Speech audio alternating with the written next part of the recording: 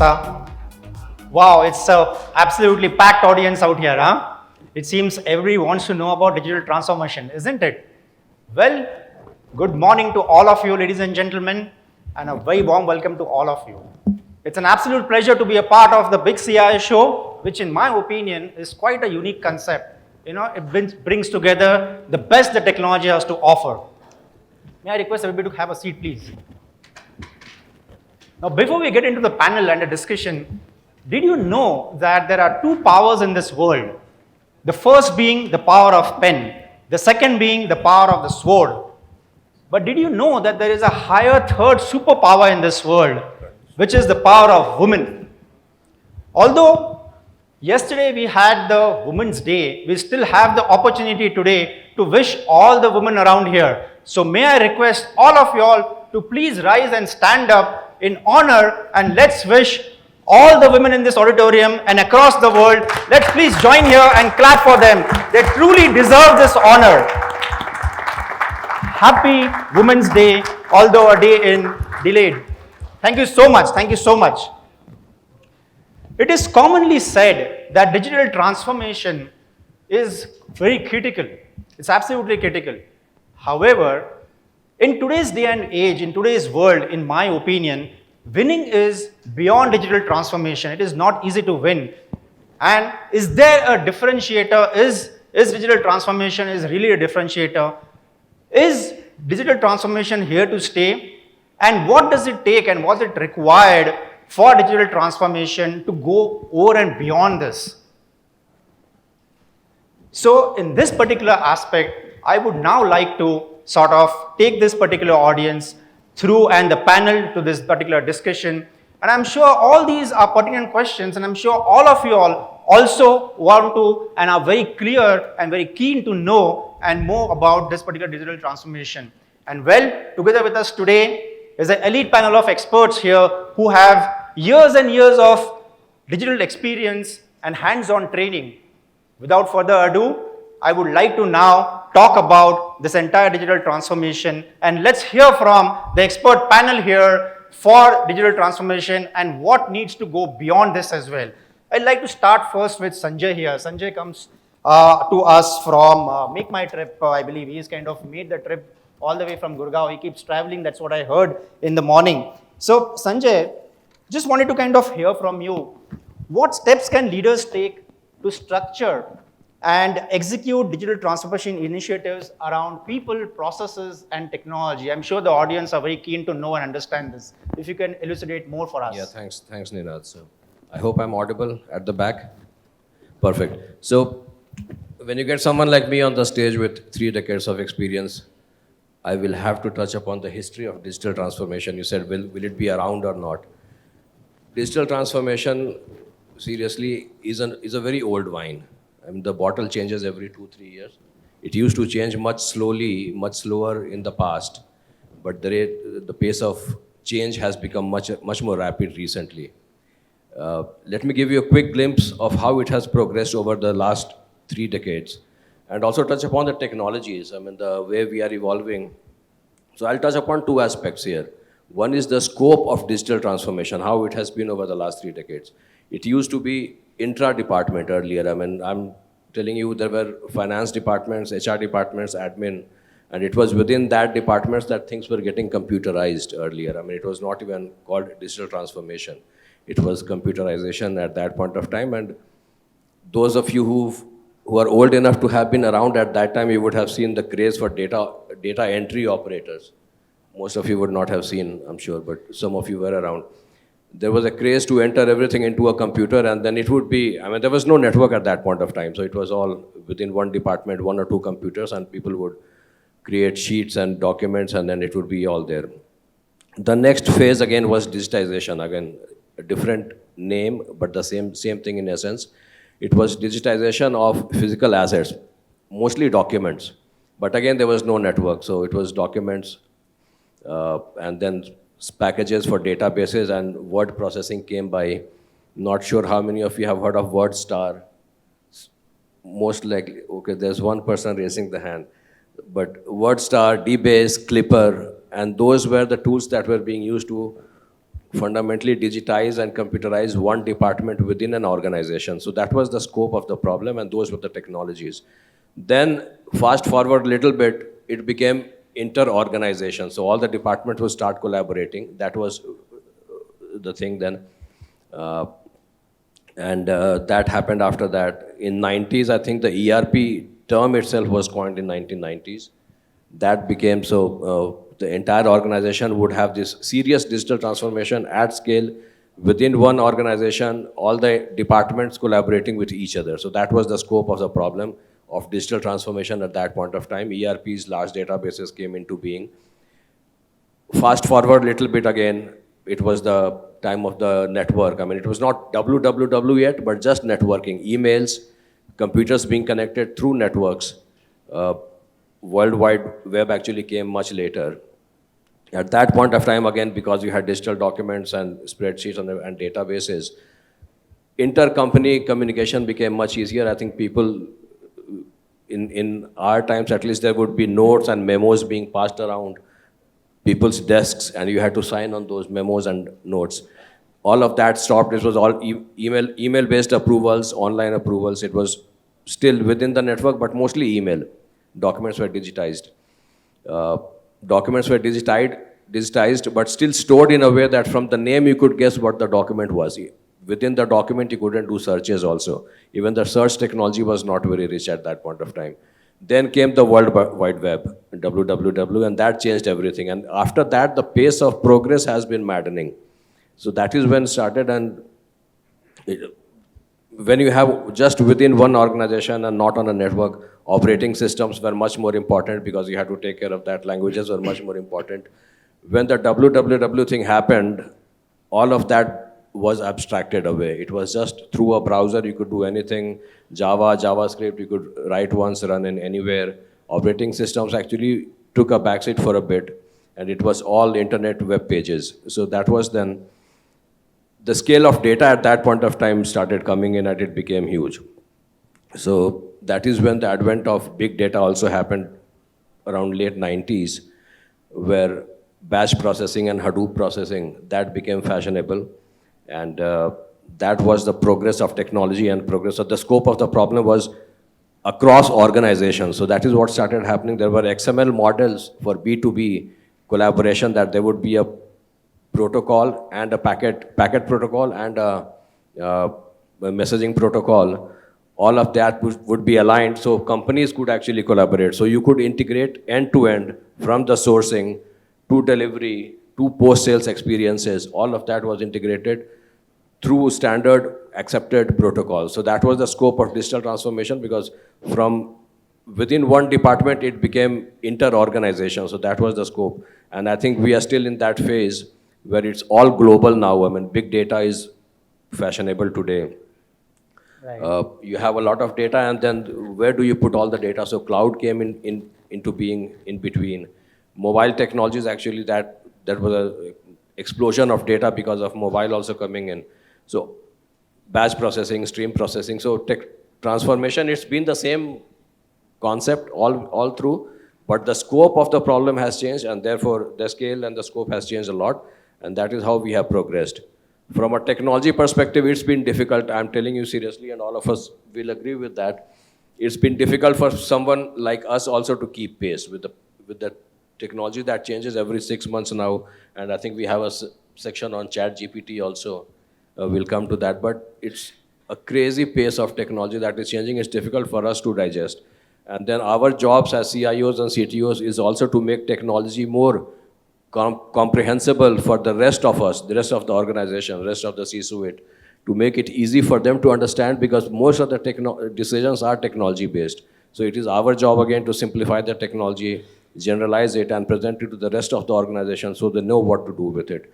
So that's primarily how I would sum up the journey of digital transformation with people, process, well, that's very well put up. Thank you so much. And I think it's very crisp summary of the entire journey of digital transformation. I'm sure all of us would now know what actually took us from the age-old technology to the newest technology as well. So thank you so much, Sanjay, for elucidating that those points. I'd like to kind of talk to Krishnan now. Krishnan, you come from Titan Industries, right? What potential benefits can businesses realize by exploring and incorporating the metaverse into their digital transformation efforts? I mean, nowadays, there's a lot of happening around metaverse, right? So if you can elucidate on that, that really will help us. Yeah, that's a good jump, right from data entry operators to the metaverse. Right? That's where the digital technology comes into, transformation comes into picture. Absolutely. I'll just offer a couple of examples which we are actually working on in our company. Now, when the pandemic struck, and probably many of you would be aware, the retail industry was actually shut down. Its stores weren't open, and we went through a pretty tense phase as a company. And during that time, we had to showcase our new collections as well to our franchisee partners who are all over the country. And the way we have been doing it is obviously having exhibitions in halls and inviting all our franchisees there for 2 days. And that was not going to be possible. So in a few weeks, my young colleagues quickly put up a system, and that system has now become the new normal, right? We still meet our franchisees a few times a year, but I think almost every fortnight there's a new product introduction program being run on that platform. And thousands of crores of sales have gone through that particular digital channel.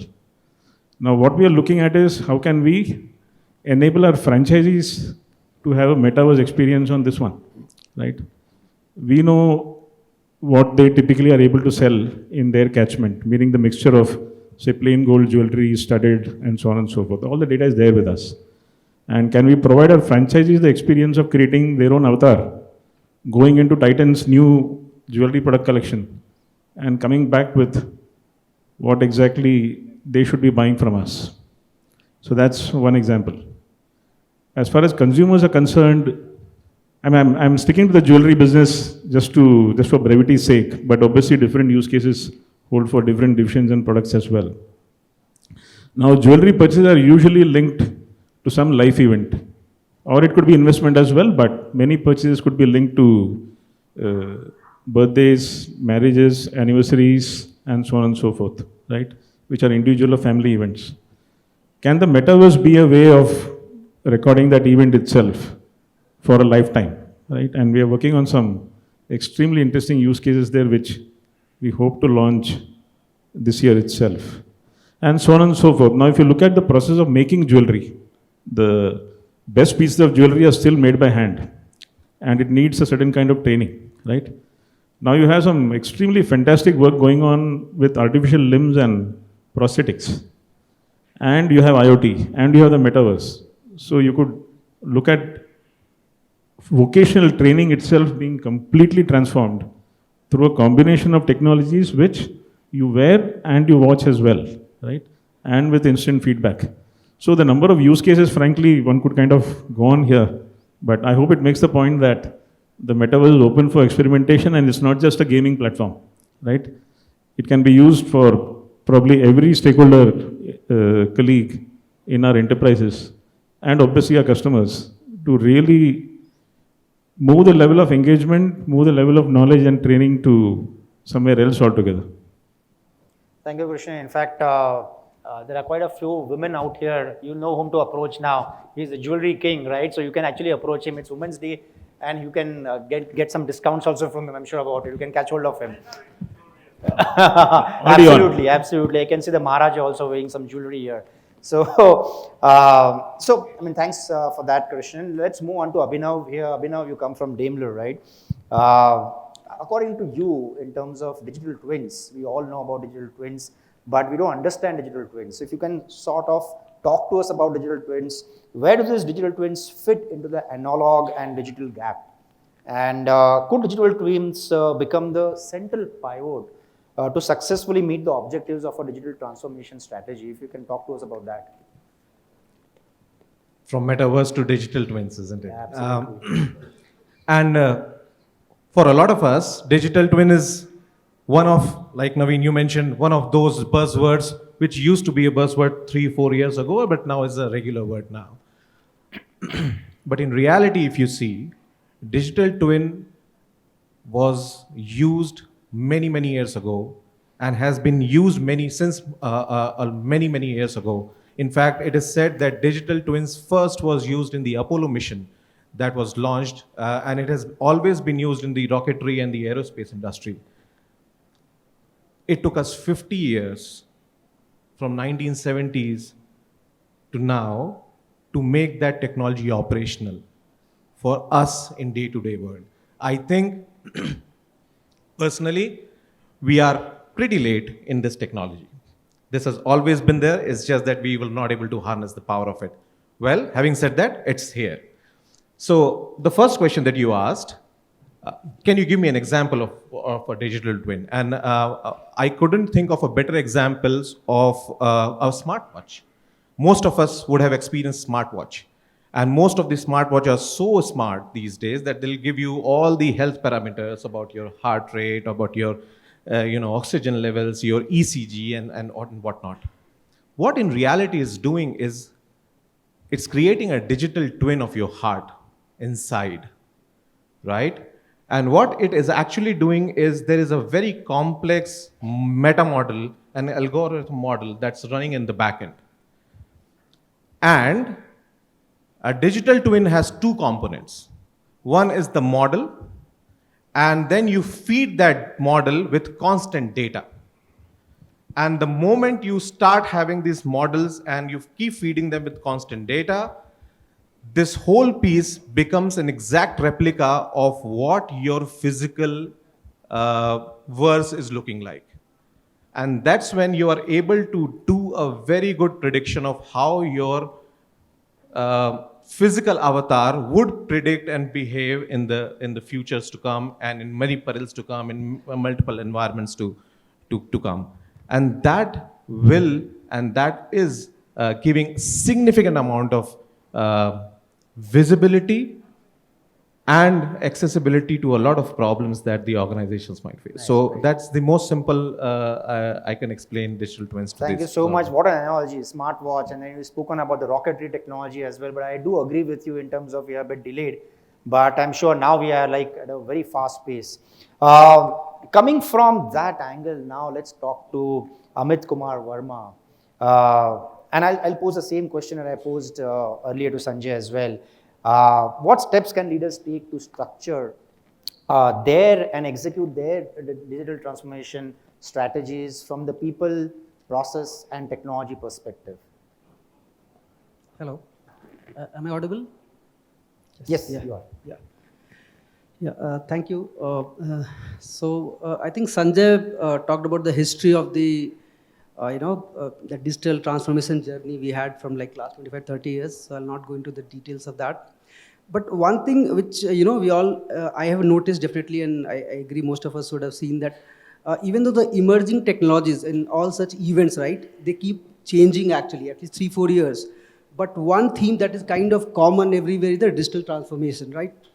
And why is that, right? I mean, when do we see an end to this digital transformation topic?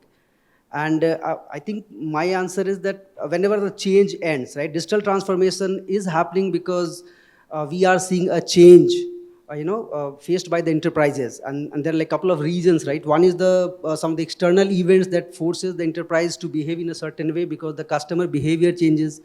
COVID is a great example, right? When COVID happened, most of us had to do all of our work from home.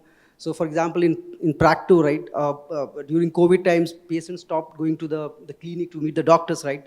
So very quickly, the team, the engineering and the product team, they assembled, and within weeks, actually, we created an online consultation solution. And that kind of helped the patient, the people, and also it helped the company actually to create a new line of business. So that is one such example of change. Another example can be the competition, right? So you can see that now the barrier of competition has gone down, actually. So which means that, for example, in the previous company, right, I was in some India's leading e-grocer company, and it was comfortably placed, in doing what it was doing. And then suddenly there was a quick commerce. Within 6 months, we had like so many competitors doing delivery within 10 minutes. Now 2 days delivery was no longer like, like customers were getting disappointed by 2 days delivery. So they had to, so this company has to move to that. So I think these are some of the reasons why companies always have to be on the toes, and they always have to keep ahead of the curve, and not just, either they write the transformation, they lead it, or they kind of, for their survival, they have to do that. Now coming back to your question, right? What are some of the things which leaders can do?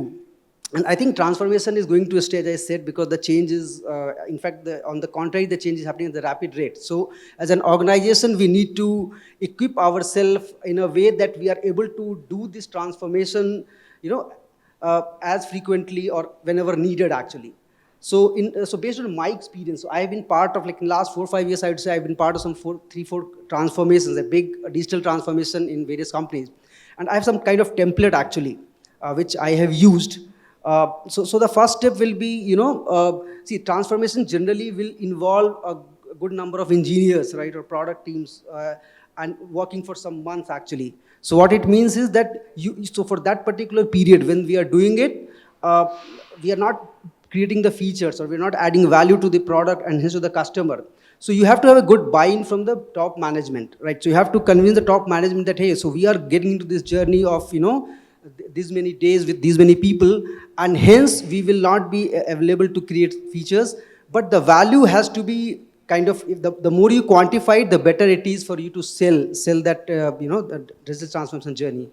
And so that is one part. The second part is, you have to set some ambitious target, actually, while you are at it, actually, because in transformation, it is going to be a long, messy affair, actually, and a lot of people are going to be involved. So if you do it for a very small gains, incremental gains, I think the cost is not going to justify your effort, and not everybody will appreciate it. So set some high, ambitious target. For example, like, I guess in Practo, we have a B2B software, right, where we sell our software to the clinics and smaller hospitals.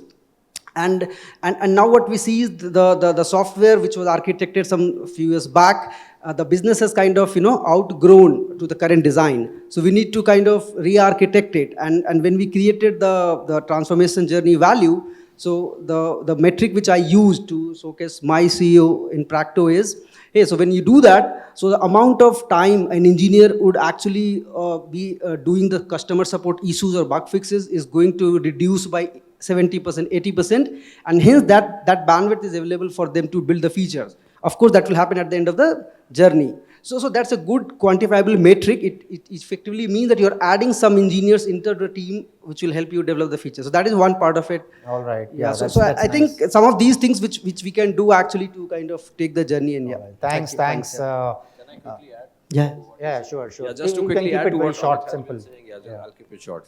Thank you. So, see, the pace of change, I mean, you also referred to it. It's become so rapid. I mean, there are two aspects, people and process, that we talked about.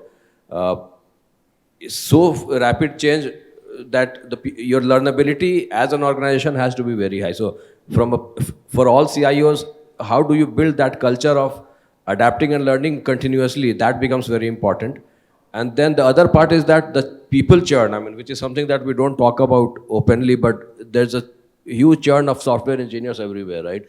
And that churn also has to be managed through a process, so that you have to set some discipline, some documentation, so that even with that churn, you are able to do the transformation, the projects in a smooth manner. So these are the two on the process and people that I wanted to highlight. Thank you so much, Sanjay. In fact, thanks for adding on to it. I think he spoke about a couple of things that I just wanted to elucidate more as well. He spoke about the fact that there should be targets, and the second thing is buy-in from the top management is absolutely essential. And of course, thanks for adding to that, Sanjay. We'll now like to go to Ashutosh here, and this is a very pertinent and a very relevant topic nowadays. It's all about AI, conversational AI. We keep hearing about the AIs coming in, bots coming in, and so on and so forth. So Ashutosh, I'd like to kind of talk to you and ask you about, is ChatGPT, which is like the in thing nowadays, is it really a game changer? According to you, how do you see it? So if I look at it, right, of course, it's a buzzword right now. I think it'll still take a little bit more time for us to figure out in which areas will it be very relevant. Of course, it can summarize a lot of information, give you a lot of information, but if you look at something like ChatGPT or any large language model, right, very difficult for them to figure out what is truth and what is fiction. Humans have this innate ability to a large extent to figure some of these things out. These are all built on training data. They're all built on training data. So at some level, that is still something we need to see how that plays out. The other aspect of it is also a bias which creeps in, right? Because they are all taking learning data from what is available out there. There is already a lot of bias in that data. So all of these models, after a point of time, end up becoming biased in a big way. We are already seeing some of these examples. Even in the past, without taking names, there was a big tech firm which launched a chatbot, which over a period of time became very, very racist. Now, you cannot fault technology for that. It is largely to do with the kind of data available online, the data it was looking at, the data it was learning from. But having said that, it's a good leap. It's a good leap in technology right now. There will be a lot of use cases which will be very useful. If I look at, e-commerce example right now for us, things like creating the catalog, creating information can become a lot easier, become a lot faster. Personally, I'll give you an example of what we have seen. So we use a lot of chatbots on our platform on TataClick. We also have a platform called TataClick Luxury, where for luxury watches, which we define as watches which are above 1 lakh, we have a concept where there is a chatbot, but then there can be a human takeover, and you can talk to a human being after that, which is one of our agents. And we've seen a huge difference in conversion rates because of that, because some of these customers actually want to talk to a human being. Also, with these, any of these large learning models or any AI, right? End of the day, they can summarize, they can figure out, and they can give back information to the customer or to the user, but they cannot do the filter very easily on what can be said or what should be said. Like, as an example, you are chatting with a human person on an e-commerce site. They looked at your data, they figured out that you are someone who does a lot of return or have done a fraudulent return in the past, right?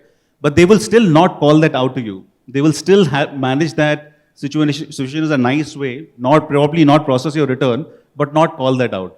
Very difficult for a technology to not say that. So I think still a lot more work would need to be done.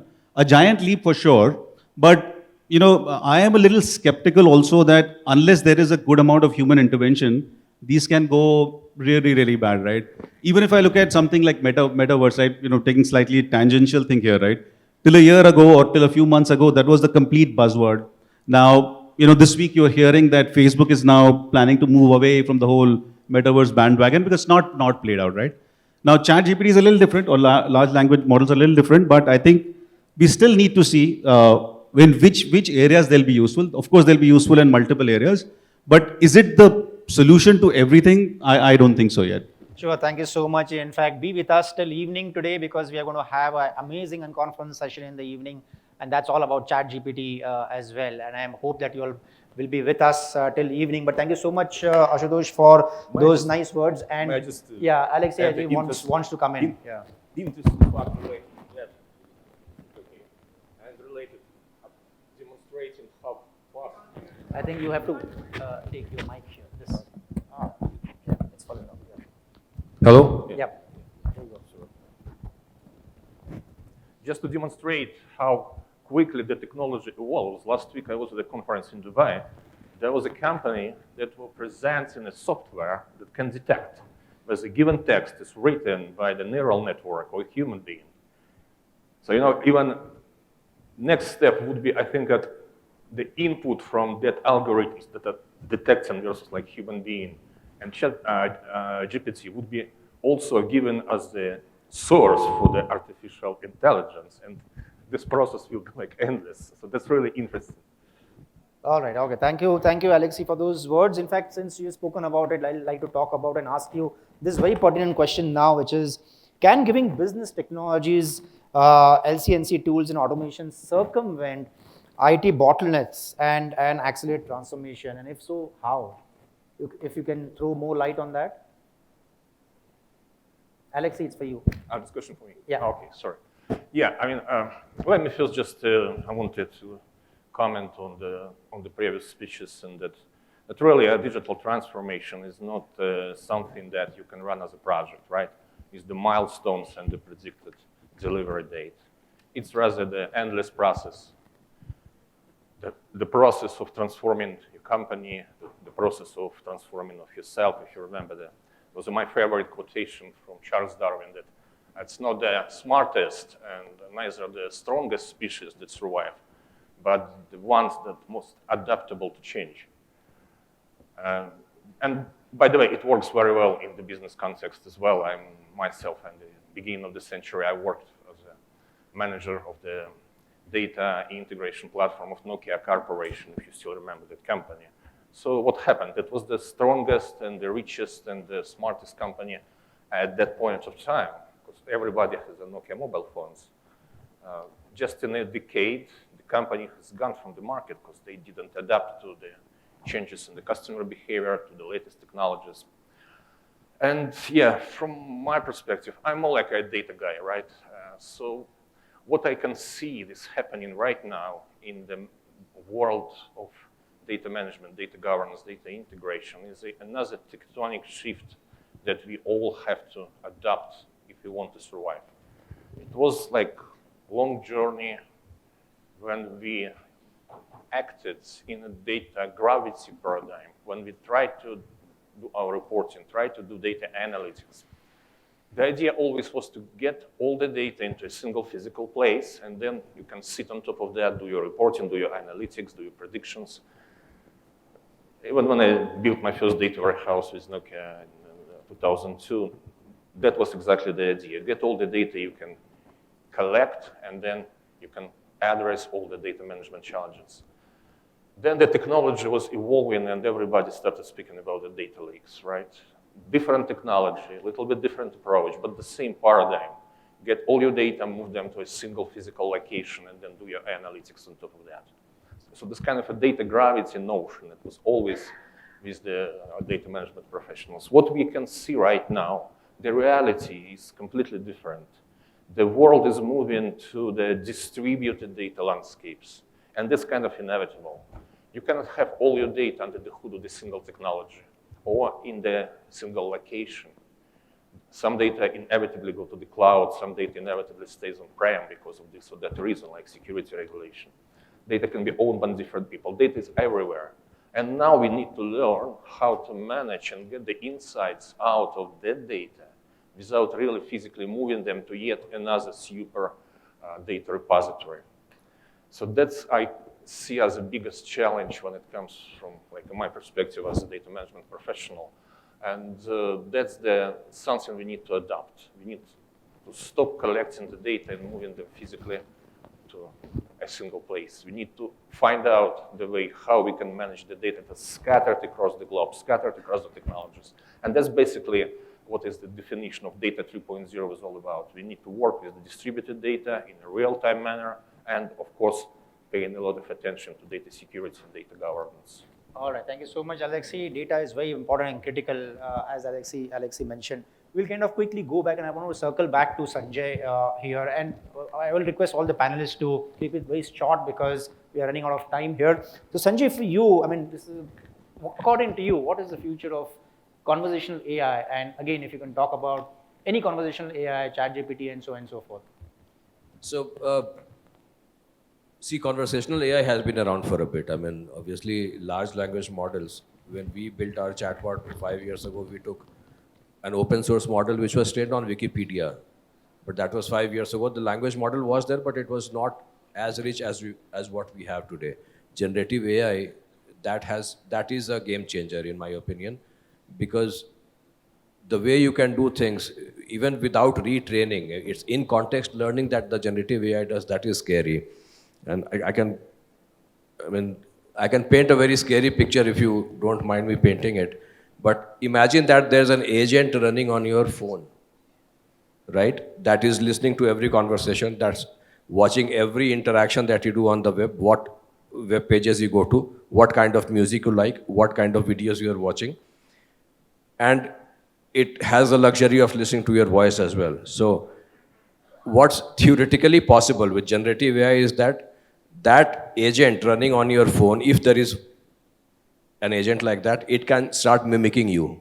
It will completely learn, and these large language models that we have, and there are plenty of generative AI large language models. I mean, there are models that work on text, models that work on images, on music, on video. But if you stretch that line of reasoning and thought and imagination, it becomes scary that the way technology in AI and ML is evolving in the next 6 months to 1 year, my guess is, we will have the capability to mimic any person, any human being, provided we have an agent like that. So if you have an agent running on the phone, it can modulate your voice. So you can build a digital avatar of yourself. Obviously, the permissioning and the consent of what you can share and what you allow that agent to tap into, you will have to allow that permissioning. Data privacy is becoming very critical these days. But provided you permission that agent to tap into anything that you do, potentially you can create your own digital avatar that can live beyond you. So that's the good part. Now the bad part is that if a bot starts impersonating you, for everyone who's running a website, I mean, most of what we do is pattern matching of whether it's a human kind of interaction, human-like interaction or not. Cybersecurity becomes a big threat because the moment you start impersonating a real user, it becomes very scary. So I think it's all possible now. The pace of progress is really, really maddening. I think in the next 6 months to 1 year, we'll see this generative AI come to a different level altogether. And magic happens when things come together. I mean, even if you look at online maps, for instance, all of us use it. GPS technology was there for a long time. Internet was there for a long time. Sending out small packets of the map, that was possible. But the magic happened when GPS, internet, voice, text to voice conversion, displaying on the screen, all of that came together. That is when the magic of online maps happened. I think we are at that stage in terms of metaverse and chat and conversational AI and generative AI, where everything will come together with devices and glasses and everything else, and AR, VR, everything will come together. I think the next 1 to 2 years will be very interesting to watch. All right, thanks, Sanjay. We'll quickly go to Krishnan. Krishnan, as we know now, I think Shabukta mentioned earlier, green is the new black, right? So how, according to you, this new carbon technologies, the low carbon technologies would contribute in India's climate goals? Well, we have been speaking about AI, LLMs, conversational. If you were to just Google right now the energy consumption of artificial intelligence, that itself is a huge topic, right? And so if you look at from the point of view of India digitizing rapidly, and why India, the world itself, and every company in it, and every individual in it, right? The total energy consumption, can it be supported by green tech, is itself probably a large question and a question of some concern. So it is clear that renewable energy is the way to go, but will the way we would like to work and the way we live be powered by it is a very large question. I must raise my hand. I'm not the one qualified to answer it. But the fact is, it is a very large concern, and I think folks who have been focusing on this area for decades are expressing concern louder and louder. Yeah, absolutely. Thank you so much. I think it is really a point of concern for not only India, but for the entire world as such. And I think that's where the renewable energy comes into picture. I'd like to kind of now circle back to Abhinav. Abhinav, what are your thoughts about bots, conversational AI, generative AI, everything AI?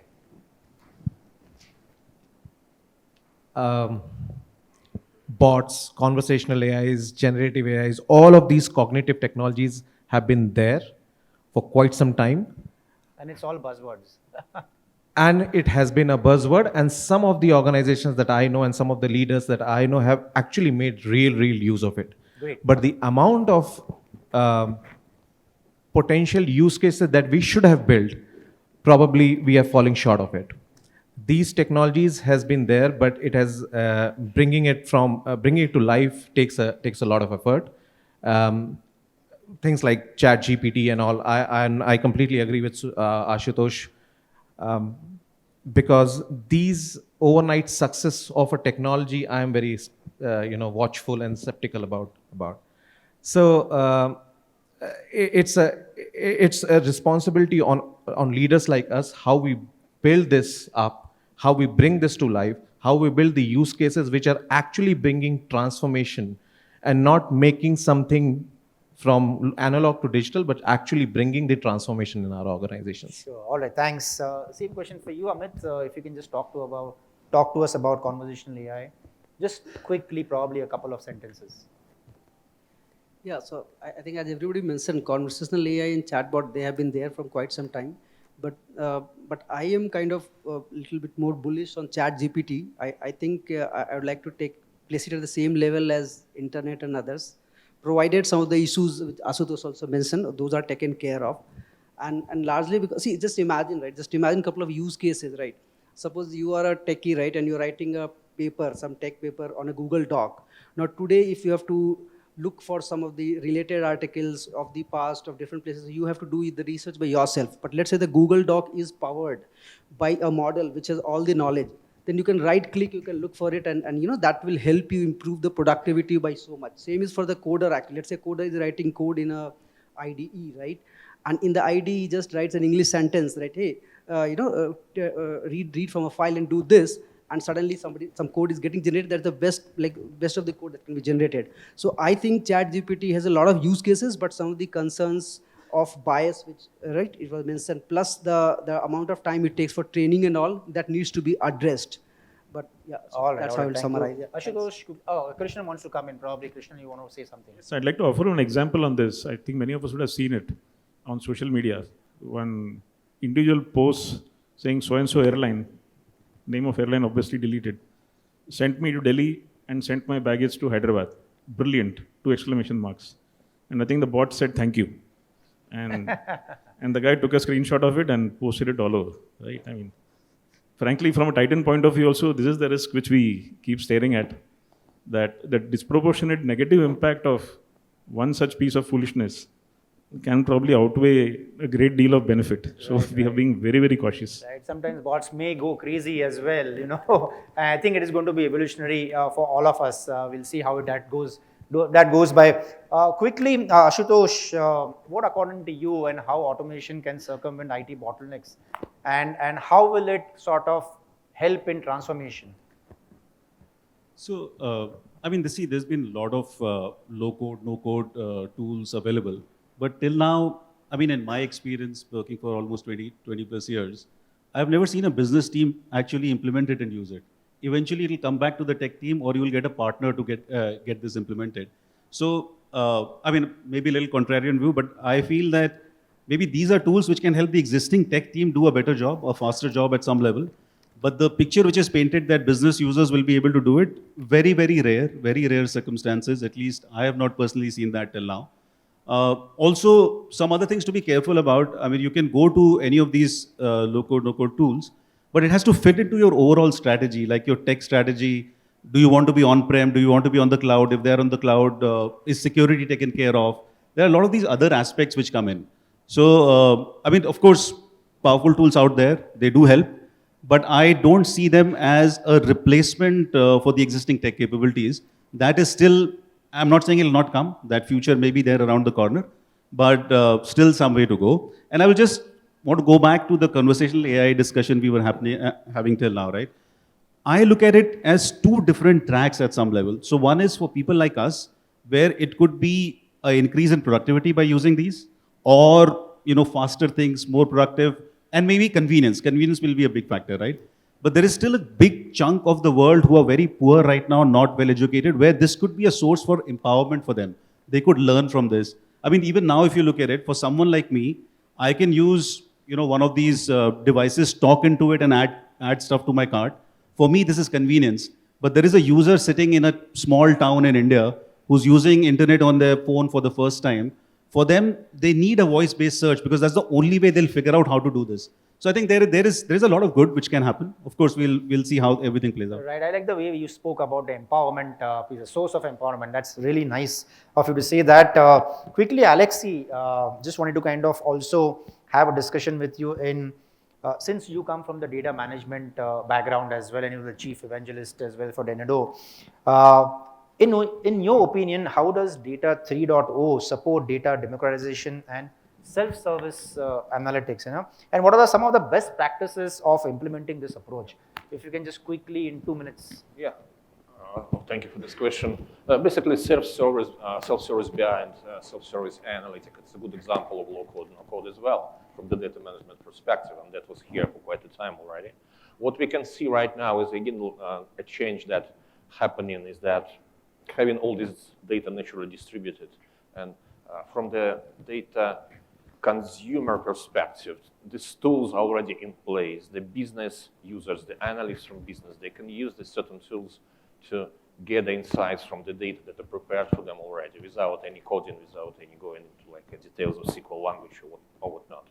What we can see right now that there's very popular change in the architectural paradigm that is getting another buzzy topic, especially in Europe by some reason. It's a data mesh architecture that really addresses this distributed data landscape management from the ownership perspective. What does it say? That if financial department has produced the data, they should own that.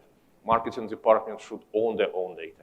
And definitely for that, the business people, they have to have the tools that allows them to be efficient without going too deeply into the technical details.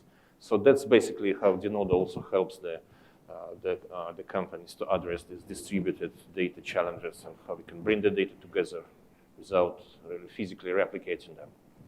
All right, thank you so much, Alexei. Quickly, since we are falling short of time, just one last question, and this applies to all of you all. In fact, if you can just put forward your thoughts quickly, starting from Sanjay here. Sanjay, what according to you are the most critical strategic elements in digital transformation today? How will it change in the future? What will die and what will emerge? Yeah, it's very difficult to say what will die, what will emerge, but we are seeing the trends already. Right. We are seeing the trends already. AI, ML, data, that is here to stay. The scope of things, obviously the complexity is here to stay. It will get just worse, it will not get any better. So CIOs will have to struggle with all the complexity, not only around technology, but also around people and process. Selling your digital transformation ideas to the C-suite with all these complex, diverse technologies coming together, how do you put a thread around all of it and simplify it so that the rest of the C-suite understands and then they can collectively take an action? That is going to become harder. So, all right. Okay, great. Krishnan, how about you? The same question to you. Let me tell you, the ERPs are also going to stay. Right? That's true, in fact. Yeah. We are also rendered powered by SAP and Oracle. Our entire supply chain runs on it.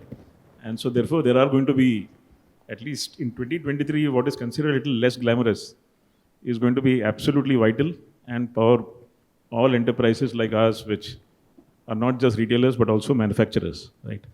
So a whole spectrum of technologies are going to be very much there in our landscape, and how to manage them all together is really the fun and the challenge, I guess. All right, Abhinav, how about you?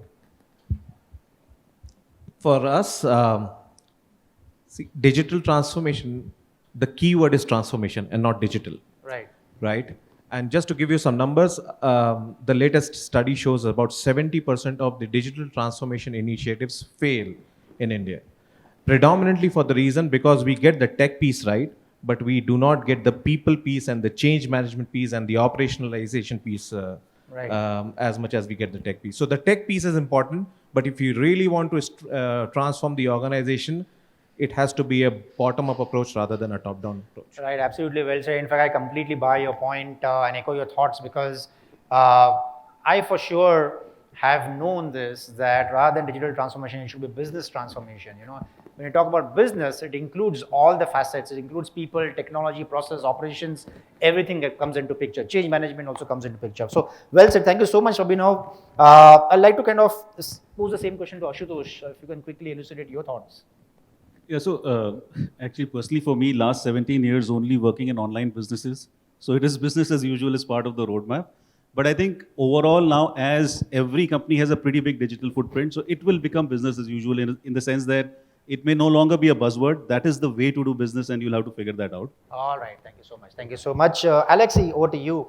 What are your thoughts? Again, coming from the data management perspective, well, my vision that in some 3-5 years, we're going to have something like similar to Amazon.com, but for the data.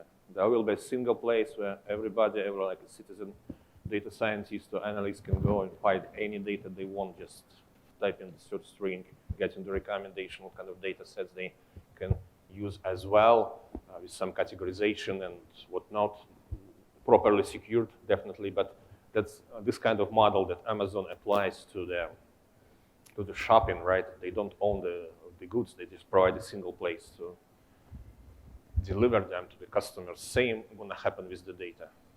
Wow, very diverse thoughts. In fact, it really helps us. I'm sure the audience also relates to that. Over to you, Amit. I have a different question for you, given your experience in a healthcare sector as well, right? So, if I may ask you, what benefits does composability offer? What are the prerequisites to embark on the journey to becoming a composable enterprise? Yeah, I think the composable enterprise, it's a buzzword created by Gartner, right? And now it is in the management cycle. But in the tech world, we have always been, doing this as a part of integration between two services. So basically, what Gartner says is that you create a software service in a way that it can be plugged with any other service via standard contract, which is mostly EPI or event driven. So how it helps is, suppose a business changes, all right, because of any reason, then you should not go back to the drawing board and kind of change re-architect your software solution. You should be able to reassemble some of your software components because you have created a standard interface to kind of integrate them. And that is within your company, and even for outside, right? A lot of time, business also is getting into partnership with other companies. So there, what happens is their software system and our software system, if they're built on some standard interfaces, right, in a pluggable manner, then the whole business integration is kind of expedited because the software integration happens. So I think that is very useful. And in a healthcare company like Practo, we have so many partners like insurance, and we have doctors, clinics using different systems. So I think the whole ecosystem needs this kind of model, and I think it's useful there. Yeah. Wow, thank you so much. In fact, it was really enriching as well. So thank you so much to the panelists. In fact, wow, it was a very power-packed discussion around the hottest topics in the technology circles. Digital transformation, we spoke about digital twins. We also spoke about AI, bots, generative AI, conversational AI. I'm sure all of you must have gained certain insights, and I'm sure it definitely will help you in your respective journeys, wherever you are, whether it's your digital transformation journey, whether it's an AI journey, and so on and so forth. I think, and I guess we have some time for fielding few questions. I'm sure the panel of experts out here will be more than happy to address. Probably you can take one or two questions, one question. All right, so one question, if you can just pass on the mic to in the audience. Possible? Okay, I can see the gentleman out there, right at the back.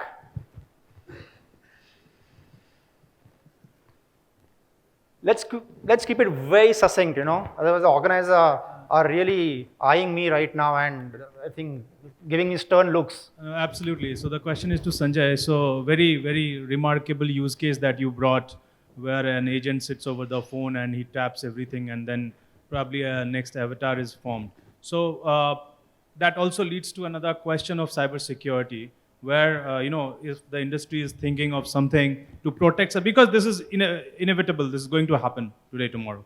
So what kind of cybersecurity models are coming up to sort of protect this today, tomorrow? So, no, that's that is why what I alluded to, cybersecurity will become a lot more complex going forward, because most of the pattern matching that we do, it's non-human-like interactions that are called out as bots. With these impersonators running behind the cybersecurity, it will become scary. Now, obviously, companies like ourselves and all of you, we will have to stay one step ahead of that. And I don't have the answer to that, how we will do that, because it's very scary. I'm just hoping and praying that we will find a solution. All right, I hope that addresses your question. I really would have liked to continue this as much as we want to continue, but the time is up. But I'm sure the panelists are around here. You can mingle around with them. You can ask these questions offline as well. Thank you so much. I'd like to thank the entire set of panelists here for sharing the rich experience that they have.